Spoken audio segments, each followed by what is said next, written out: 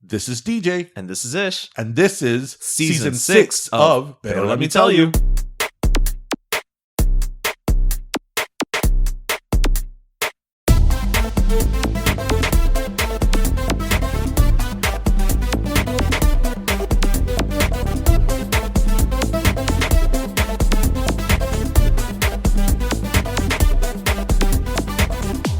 Mi gente. So, you know, we love representation. And, you know, as much as we tease our upper East Coast, you know, Cuban primos, we do love them. And no one is better representative of that than our guest today. He is the host of the Siempre Pa'lante podcast, Girardo Avare. And I gotta say, it's funny because I know we've been on your show, right? And I feel like, because we've been talking forever and we're friends, you know, at this point, we're like family. And I was like, have we interviewed you on our show? I was like, because that happens to me a lot with a lot of people who, once we have a relationship, I can't keep shit straight anymore. You know what I mean? Where I'm just like, wait, haven't we just been on each other's shows 42 times at this point? Like, but no, I think this is the first proper interview with you on our show, right? Yes, and I'm truly humbled and grateful. Gracias, hermano.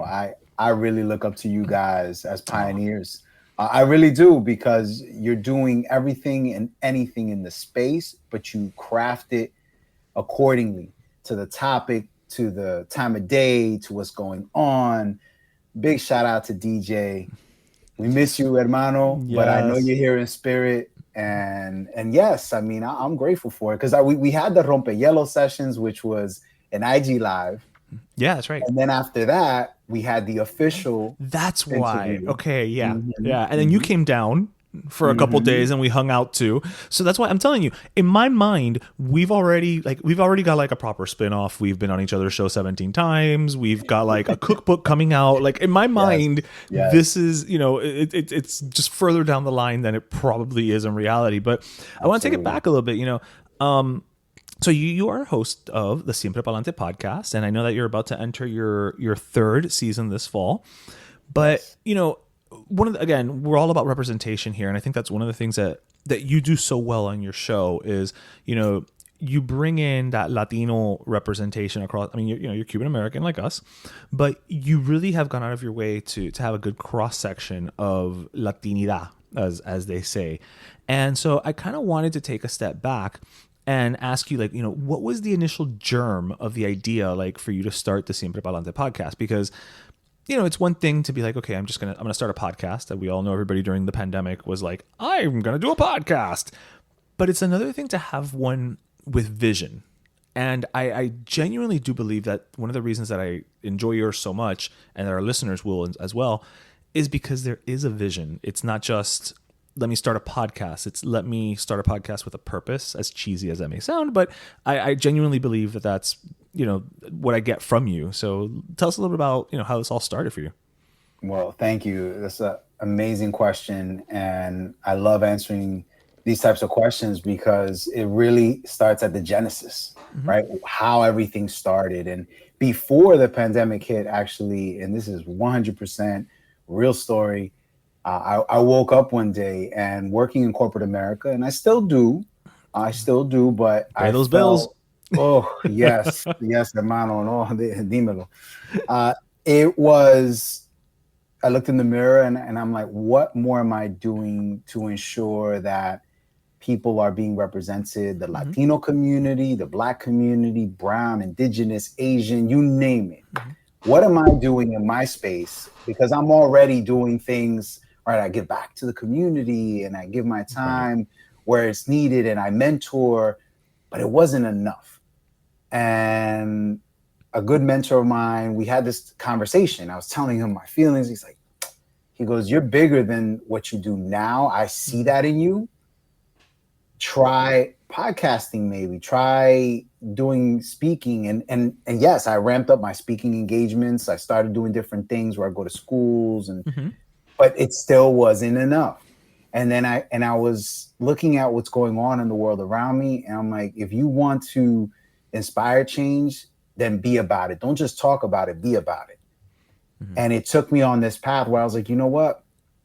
I can do something more than what I'm doing now. And I needed to do it because I felt that I was listening to a lot of different shows. I was reading these books and I'm like, all right, this is cool. But a lot of people were giving you, and you know this is the problem without the solution. Right. We can talk all day in circles. And I know we might touch on some things later on. It's like, okay, you've told me this is the problem for the 100th time. What's the solution? What are some things we can work towards? And I wanted to give people, number one, something they walk away with. Wow, I listened to a show or something that I was like, wow, I feel inspired. I feel motivated. I feel like I can go up and get out and do something more with my life, and or maybe a project, or maybe just help someone. Right. Kindness, right? It doesn't hurt. And before, like I was mentioning earlier, before the pandemic hit, this was late 2019, early 2020, like January. I just woke up and said, you know what? I'm going to do this podcast. I wrote out a script. I did all these things. And I called my good friend, big shout out to Justin Orr, Just Scope. If you know about pop culture, Just Scope, this brand, he's in all the Comic Cons. This is what he does and loves. And I befriended him in 2016 at New York Comic Con. Okay. And fast forward, we were friends. I called him up. He's on the West Coast in Oakland. I said, hey, I got this crazy idea and I need a logo. Right. And he's like, what do you have in mind? I said, well, I got a couple sketches. I sent him some pictures. But there was one picture that stood out, which was my dad, me and him taking a selfie at the airport, going to Punta Cana, to Barcelo Bavaro for my wedding. And it stood out because my dad was just, his health wasn't too good, but he was so happy. And, he was wearing a fedora. Mind you, disclaimer here, you're going to get some exclusives. He does not like wearing hats. This is the funniest thing. And he's been like immortalized now in your logo with a hat. Right. So he, from heaven, from up top, he's probably going, Niño, no come. Whatever. De tantas fotos que tienes de mí, vas a usar ese. Hazme el favor. No. So I can't even imagine. But I'm sure he's very proud. Of course he is. But the true person behind this is my abuelo Candido, and you're getting this exclusive. This is something I was going to share later on in season 3 in some lives, but I was like, why not share it tonight? Why not? Why save it? So abuelo Candido, Canducho, that's such a Cuban nickname, right? Canducho. Like, we can't just call somebody by their name. We gotta tweak it. Oh my goodness. And he has so many, just the memories. Like the last time I remember is 1986. Okay. So this is going back, and he came to the United States, and this visit he taught me how to play dominoes. I was 9 at the time. He taught me how to play dominoes, and yo siempre le pinchaba los pellejitos. It was just, he was funny, and he was not even a little bit over 5 foot tall. He was real short, itty bitty, but he had this fedora. If you see Siempre Pa'lante, all right, you see my dad's picture and you go, okay, cool. But then when you really see Abuelo Candy, you're like, oh, that is the genesis of it, right? That's the beginning. And yeah, no, it's, we went down this path, but I wanted to share this with you because it was so cool finding his pictures. I've been helping clean my mom's house with my nephew, and we were uncovering pictures, and we found this, there it is. And there's why I wear fedoras. There you go. I love fedoras. And that's it. So that's a little bit more fun fact about the logo, but the history behind it. My friend Justin took it, ran with it, created something that everyone who sees it is just like, wow, this is so cool. Yeah. And it's just culture. It's culture. And I think there's something, it's interesting, listening to the story and again, knowing, what your goal is with the show. Also, in terms of the guests that you've had on, ancestry plays a lot in the themes, whether it's, your interview with Christopher Rivas talking about, and I'm pulling a little blank right now, but I remember him speaking very beautifully actually about ancestry and honoring your ancestors and things like that. Bodies of culture. Exactly. And our girl Bren Herrera, who, she tries to honor her, her culture and her cooking. And, I think it's something that being first gen like we are, resonates and it just kind of lives within us. And I think, again, just going back to the fedora, right? Where it's like, well, yeah, that was the only picture that you have of your dad in a fedora. He hated hats, but your grandfather wore a hat, right? So there's still that through line of, okay, how am I going to honor it? And something as simple as wearing a hat can seem like it's just a hat, right? But it can carry a meaning behind it. Oh, so absolutely. And it's crazy because, I mean, being calbito, I'm getting there. I have no hair, for all the millions of listeners. From your ears, from your lips to God's ears, millions. Oof. Yes. That. We got a couple hundreds, a couple thousand, but millions. Oof. Fingers crossed. Mi gente, don't let them fool Fingers crossed. Pero let me tell you, it's global. It's worldwide. We are, but we're not millions. That's two things could be true. People might say Mr. Worldwide. No, pero let me tell you, is worldwide. I wish. No, you are. And you know what? I want to share this fun real story. We're gonna go right off the rails here. My favorite place to be. I think I told you about. I texted you about it. I called Roan. There's this clothing line called Roan, and I love their clothing. But pants, right? The pants, they're nice. They're tapered, but they were a little long. Mm-hmm. I don't know. I might have lost weight, whatever it is. So I was like, you know what? I gotta call them. I gotta fix these are beautiful. I don't want to. Whatever. Call customer service. The guy, picks up. We start talking, and he goes, yeah. He goes, we start talking about things, and then out of nowhere, I don't know, culture came up or something. I said, yeah, I'm Cuban, and he's like, I'm Cuban too. It's like, what are the odds, bro? Right. We're everywhere. And then we start talking about some different things, and I said, hey, by the way, let me ask you about sponsorship, and I have this podcast. It's called Siempre Pa'lante. So I sent him. I was like, here's the link. So he's checking it out. He goes, wow. I go, yeah, but there's this other really cool show. Because I believe he said he was from Miami. And I said, this is a really cool show called Better Let Me Tell You. He goes, yeah, I know about it. I said, no. I said, stop it. He goes, yeah. I said, DJ and Ish. He goes, yeah, Better Let Me Tell You, man. Well, if this guy's listening to this episode, you know what? We appreciate the listen. Both of us do. All of us do. Thank you. Thanks for the love. But isn't that funny though? Like, when we're talking about being Hispanic, Latino, Cuban, Dominican, pick your descriptor, right? Mm-hmm. There's something about it that you just almost, it's bizarre because you find it's almost like you have a sixth sense about it in a weird way. Yeah. Like I will never forget talking, years ago when I started this job up in New York, actually, ad agency, and we had our West Coast office out in LA, and we were talking, we had like one of those, all hands on deck thing, meetings.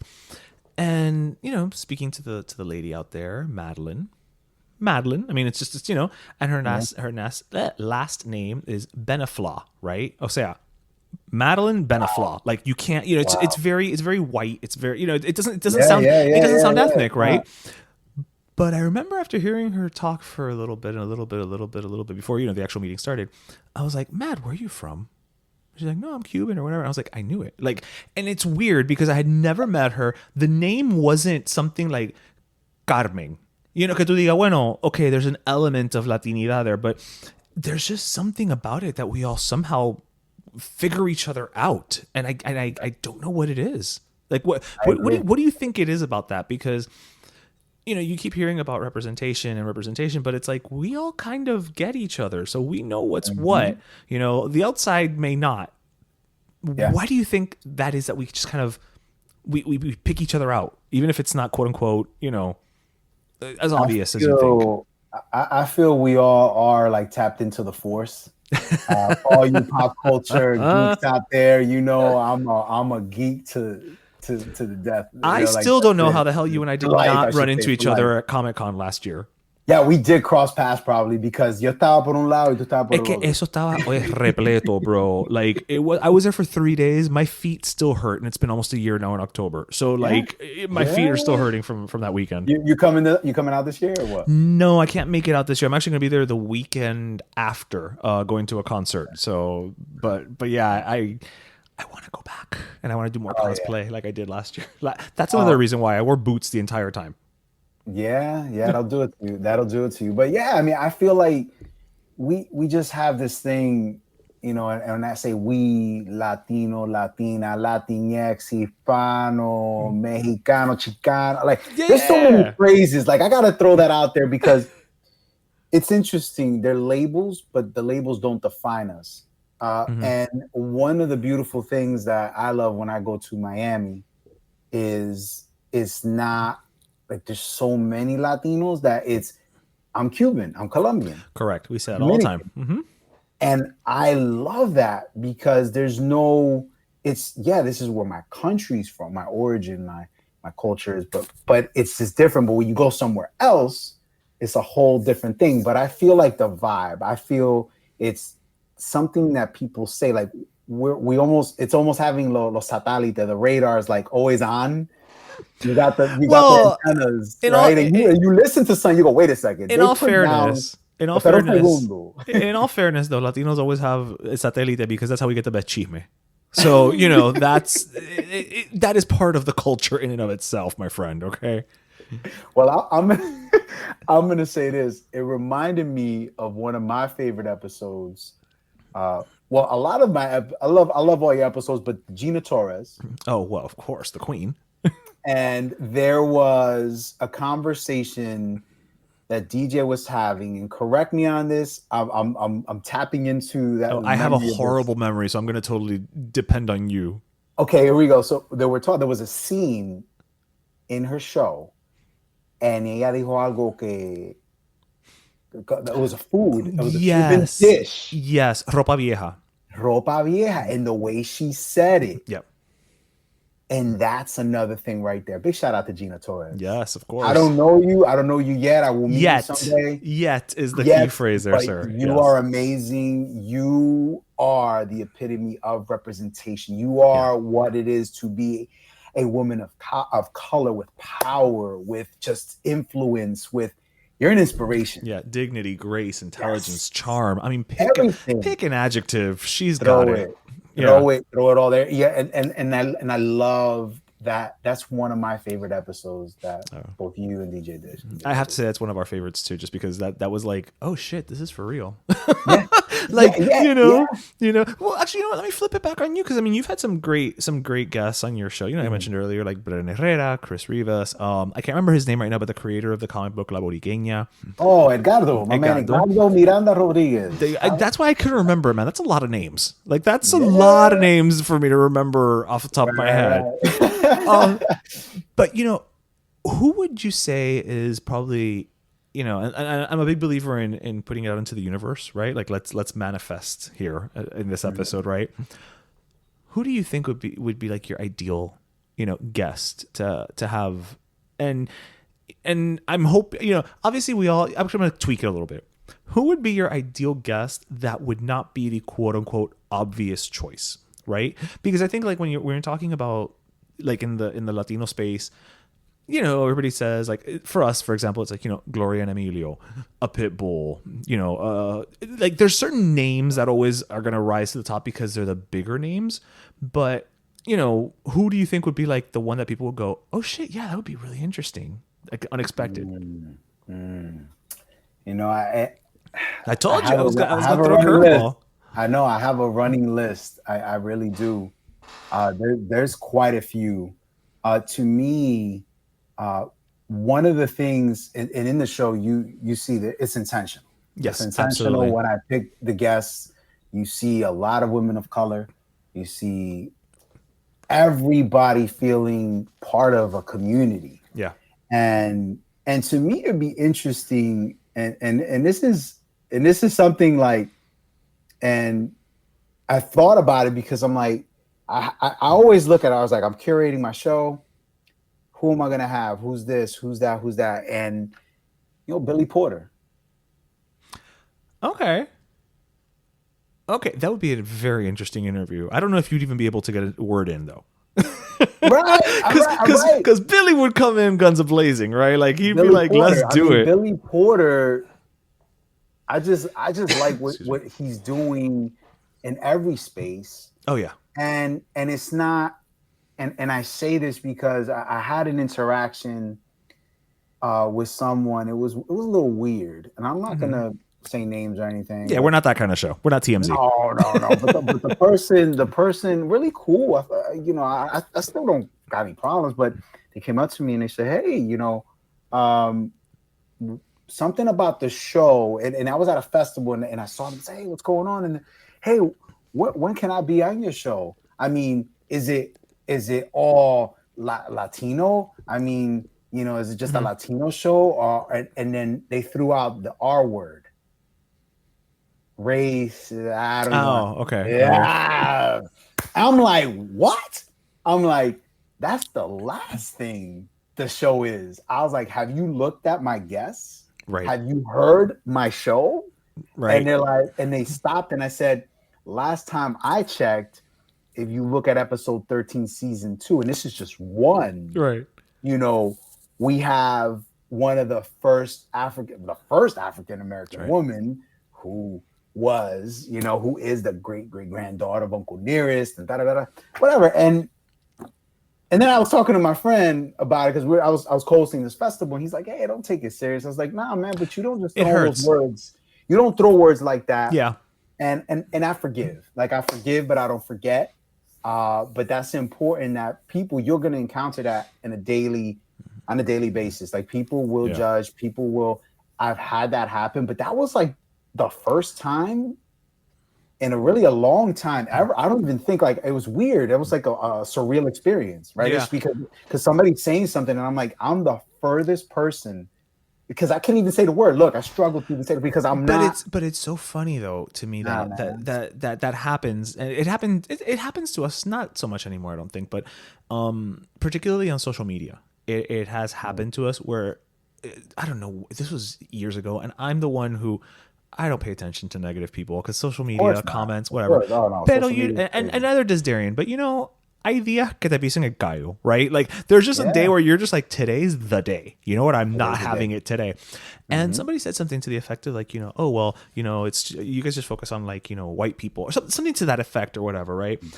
And I was like, whatever. I just kind of let it roll. But Darian was like, really? Is that why on episode X, Y, and Z we had, Gina Torres? On episode one, we had, the two owners of Tres Lindas Cubanas Cigars, who are both two Afro-Cuban women. Well, we had this guy who's Afro. You know what I mean? And it was at that moment where it was like, right, you're clearly somebody, to what you're saying, who maybe saw one episode, right, at most, or listened to one episode, or saw one post, or saw, and now you've made your decision about what we are or are not based on one example, when just us alone, we've got over 250 episodes. Exactly. Right. You're not making you're not making an educated opinion. You're just saying something to be heard. Amen, Ish. And to build on what you're saying too, I feel every culture, every race, color, creed, every group that feels underrepresented is going to create something where they can amplify the voices of their community. Of course. If we don't do it, who will? Exactly. But what other people fail to understand is, like, if the shoe was on the other foot, they would do the same thing. But here's the catch. Like, when you look at Siempre Pa'lante, it's right there and there, like Spanish, Siempre Pa'lante, but it says always forward. There you go. And then it allows me to bring people in and go, okay, I'm going to share with you about my culture, about my Cuban heritage, about me being Latino, but it doesn't mean that I understand the Puerto Rican culture to a T, the Dominican culture, but I'm celebrating cultures. But then at the same time, I bring you into the conversation. So if you're representing the African, Black, Indigenous, Asian cultures, come on in. Let's talk about it. White, Italian, you name it. Yeah. That's the whole thing. So what I found interesting about that conversation with that person, and God bless them, man, I send them love, and there was no ill will. There's no like ill will, but it caught me off guard because when I first met this person the year prior, everything was cool. And then I get this thing, and then my buddy was like, nah, I was like, no, man. I was like, when you throw a word like that out, that accusation, you can't, there's no substance to it because there was nothing behind it. But it hurts. but it but it hurts. does. It hurts Because I because was like, how wow. like then you know yourself. You know yourself. You know you're not that Yeah. person. But you start to be like, shit, am I not doing enough to show I'm not that like all of a sudden it's like you now have to, for some bizarre reason, prove yourself to this person who you don't even know. Right? Yeah. Like you feel this like need to be like, I'm gonna show you that you're wrong. And it's like, Right. Yeah. why do I care about, and in our case specifically, it's like this rando online. Why do I care about their opinion? Exactly. And to me, it's interesting. I bring it up and I want all the listeners, the millions of listeners that are listening, to understand I'm not harping out. I'm using this as an example because I have the proof is in the pudding, as they say. Like the body of work, 50 episodes, it's there. Women of color are represented on my show. Amply, yes. And they will continue to be as long as I continue to do the show, which is forever and ever and ever. I'm not going to stop. I'm going to keep doing this. You better not. I'm going to hold you to that. That. Listen, No, it's on the record now. You realize that. That's right. This is on the record, so you can never stop. Ever. No, okay. no, on your no. deathbed, you record the last episode. 25 años. Oye, vamos, agarra ahí el micrófono, vamos a hablar por 2 minutos. So I do want to take, I mentioned at the top that, season 3 is coming this fall, but in the interim, you're going to treat us again to, I guess, a mini season is kind of the best way to describe it, right? You already did the first mini season of the Aguacate Chronicles. I know I could have said Avocado Chronicles, but Aguacate just has a much better ring to it. Of course. Why don't you give us a little bit of like, okay, what number one, what prompted you to do the Aguacate Chronicles in the first place, and what is season 2 of this little mini season gonna bring that that maybe we were left wanting more of from season 1? Absolutely. When I interview the guests, it's I keep things simple. This is what I love about this show. And then when I created it, it's like, don't complicate things, because if you complicate things, the guests will feel like it's a big conundrum and just like a conversation. Let's just have culture driven, focused on familia, overcoming adversity and legacy. Mm-hmm. That's my pitch. That's my elevator pitch. That's what I say all the time, but it translates into the show. Right. But what I do at the end is, hey, let's get my shout out. I want my shout out for the show, but then more importantly, let's have an aguacate moment. So there's el momento del aguacate. And people are like, think about it, like the guest is done, where everything's cool, pleasantries. What?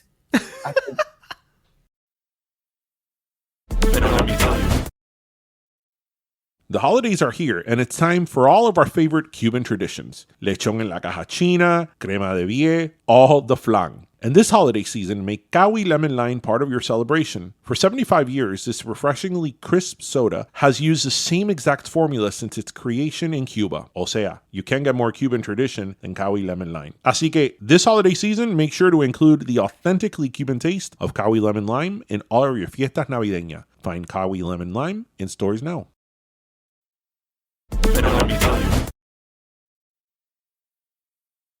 Growing up, we all have an avocado moment. Yes, sir.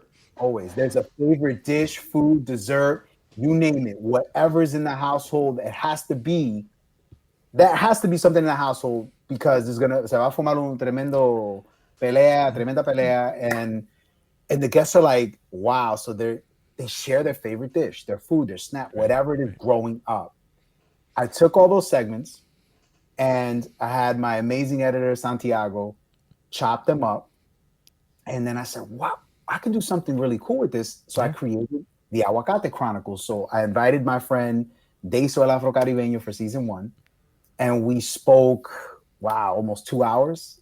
And we just played each one. And we just talked about what, our experiences with this. What does this mean to you? And what's a favorite dish? And that's it. We just had fun with it. Fast forward, the responses were crazy. Like, I'm like, it should have been. Yeah.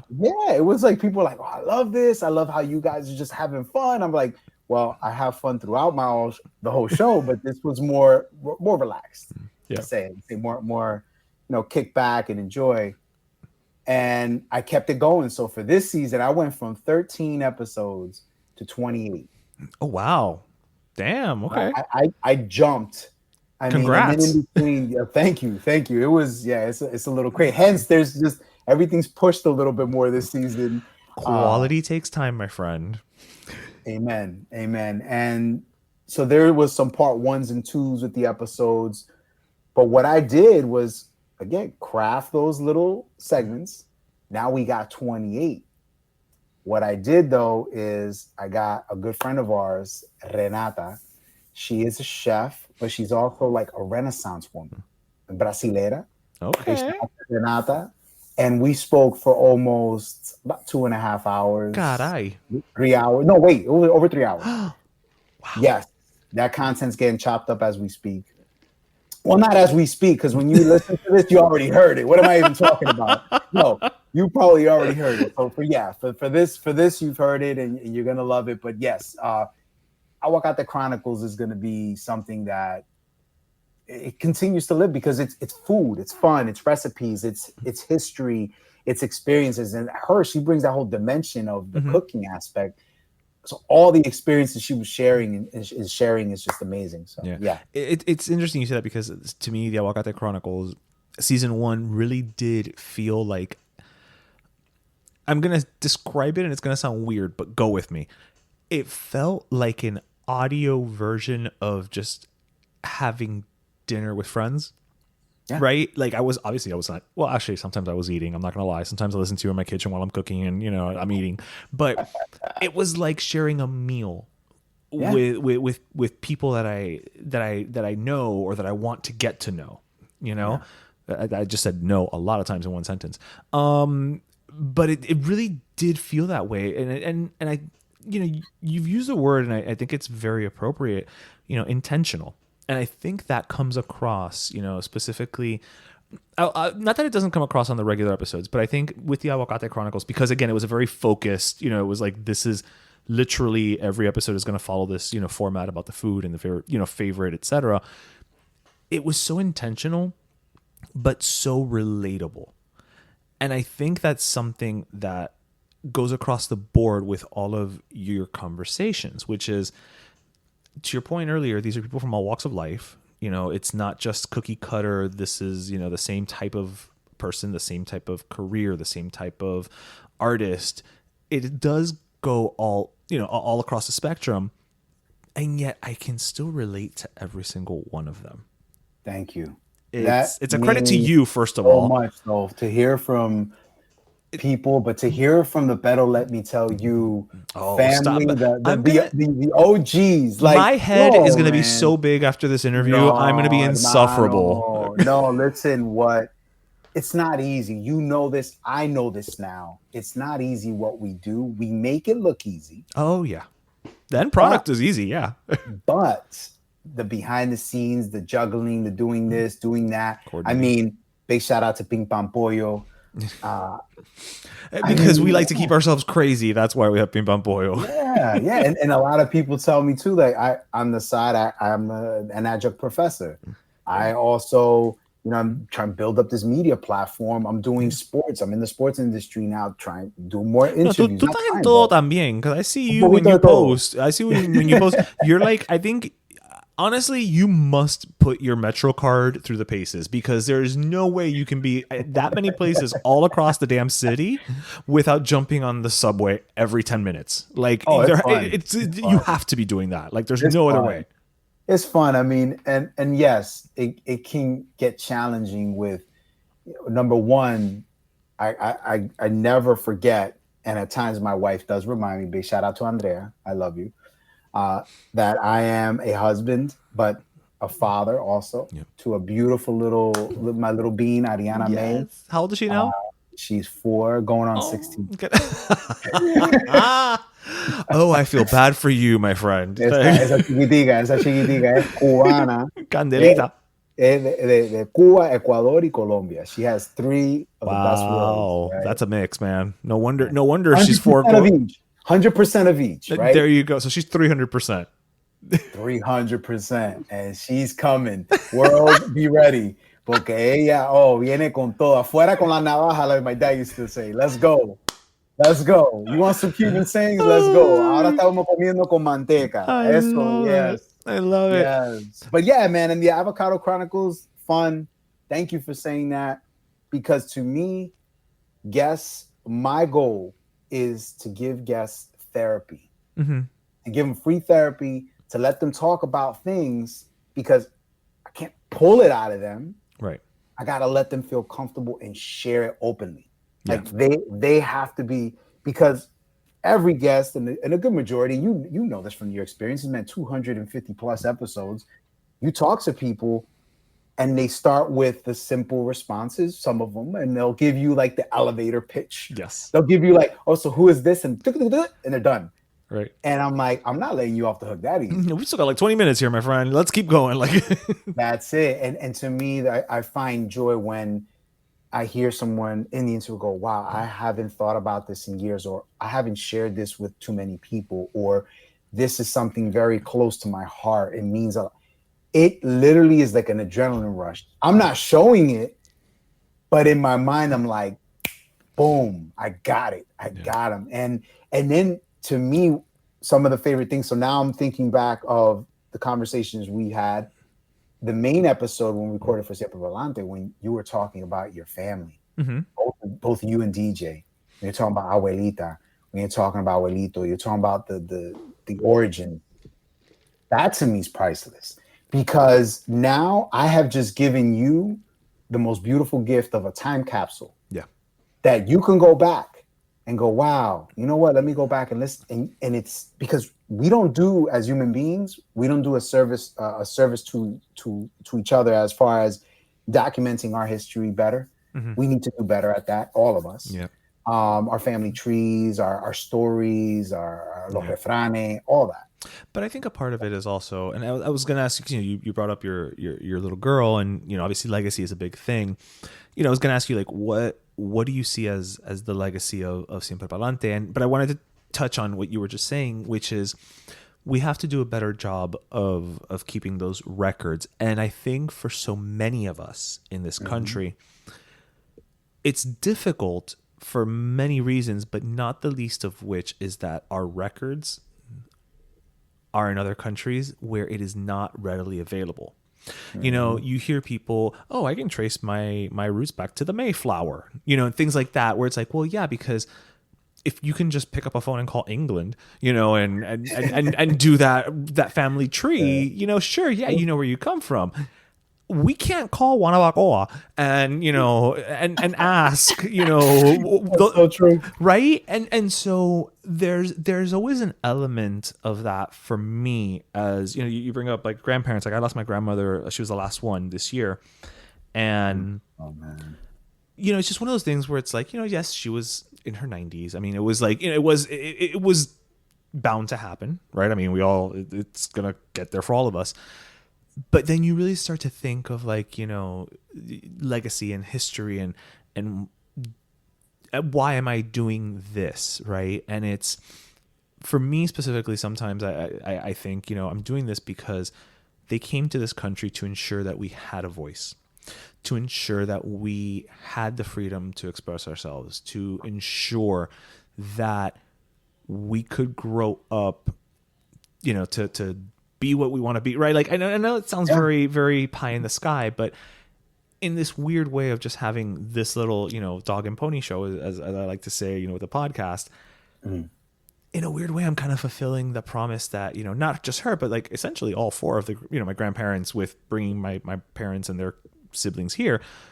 It's like I'm kind of fulfilling a goal that they may have not even been able to articulate that they had, because they probably could not even imagine that as a reality when they got to this country. And it was like, bueno, a trabajar en la factoría porque there's nowhere, you just gotta like survive. So that's my long ass winded way of saying, how do you envision, the legacy that you're laying down with Siempre Pa'lante?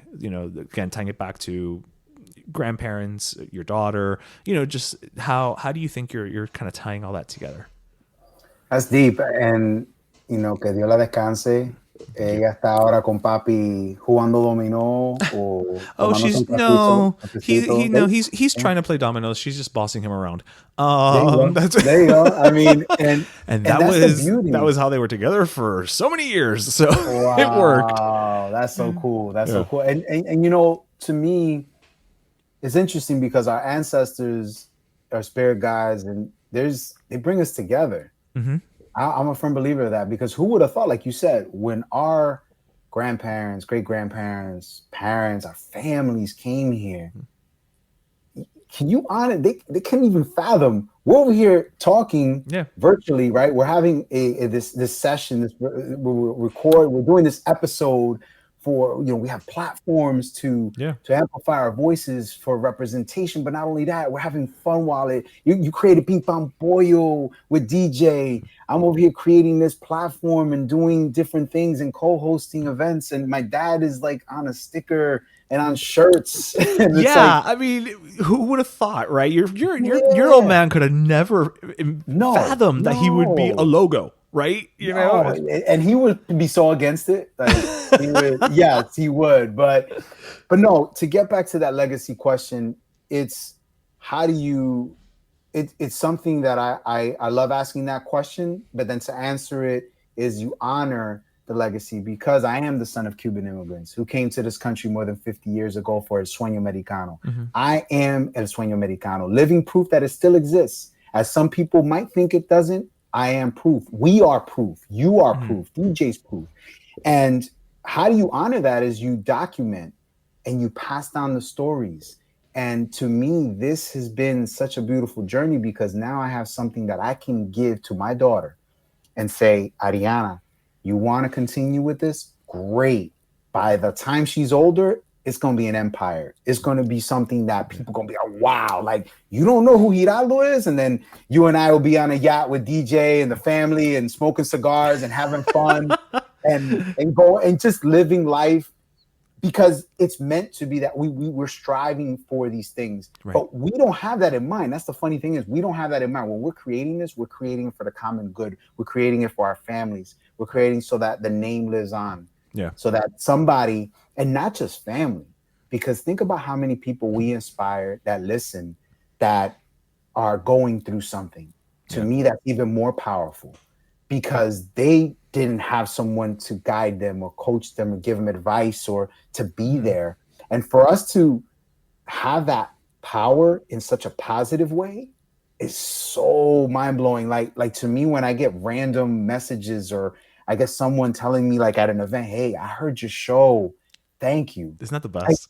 That is just, man, it's just better than any sponsor, better than any other thing. And to me, it hits home even harder when it's family, right? Because when your family gives you that kind of that love, wow, it's like my mom just smiles when she knows I'm doing things for the show. My sister, my brother, it's wild, and to see the growth, because it's all crazy when you start. Oh yes, it is. I mean, it's still crazy, but yeah. but that's the legacy piece. It's giving something that the next generation can take and move forward with. And it necessarily doesn't have to be family, because family, yes, is important and you want them to carry it on. But the power of what we're doing is it goes beyond that. It goes to our communities. And to make sense of this whole thing going on right now in the world. The world is a little funky. Say the least, yeah.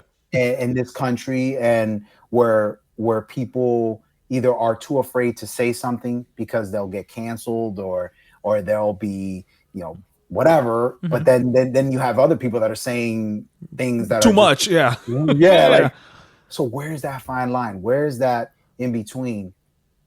I feel, to me, what we're creating is that in between. We are giving a balance. We're not too crazy, but we're also not too like calladito either. Right. But we do ensure that when you listen, you're going to hear it straight from the source. It's not, it's not raw. It's a little polished, but you're going to hear it. But it's still us. It's not. It's not a character or a script. Right. Yes. And that's something to me with legacy. you give people like, wow, I remember when Giraldo did this, or wow, like look how many people he mentored. Like to me, legacy is also what you leave behind, Right. what you give, the seeds you plant as you water them, and then teach others to plant seeds and water them too, so they can grow and be established. Because I can keep everything to myself. What's that gonna do? Nothing. Yeah. I don't believe in that. Like when people ask me, they come up to me at a show or I'm called, hey, how do you do this? Oh, pretty simple. You got time? And they look at me like, are you serious? I'm like, yeah. Go to Anchor. You set up an account. I mean, and they're looking at me like I got 5 heads. Because so many people hoard knowledge. Yeah, like we say it all the time, like, whether it's the podcast or even with Pim Pam Pollo, like, okay, we're not going to give you our recipe.